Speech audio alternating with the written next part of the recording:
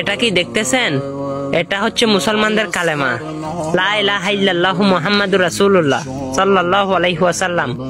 যে একবার পাঠ করলো তার 24 ঘন্টার গুনাহ মাফ হয়ে গেল। কি কালেমাটা একবার শেয়ার করতে মনে চায় না? শেয়ার করে দিন, সুম্মা আমিন।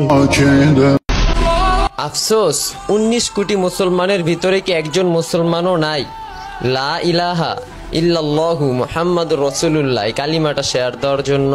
যদি থাকেন একটা মুসলমান ভাই শেয়ার দিয়ে একটা কমেন্ট করে জানান।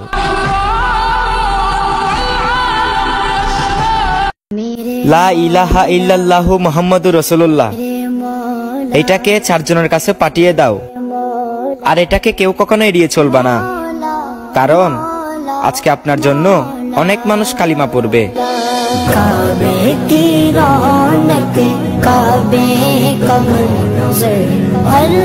লা ইলাহা ইল্লাল্লাহ মুহাম্মাদুর রাসূলুল্লাহর পতাকা খচিত একটা সভ্যতা দাঁড়িয়ে যাবে, ওই সভ্যতাকে মাটির সাথে মিশিয়ে দেওয়ার মতো শক্তি তাবৎ দুনিয়াতে কেউ থাকবে না।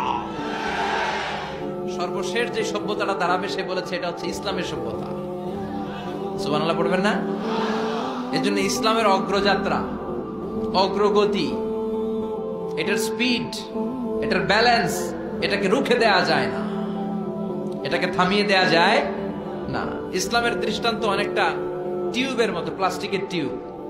আপনারা গ্রামের মানুষ, আপনারা ভালো সাঁতার কাটতে জানেন। শহরে যারা সাঁতার কাটতে জানে না তারা টিউব নিয়ে সুইমিং পুলে নামে যাতে ডুবে না যায়।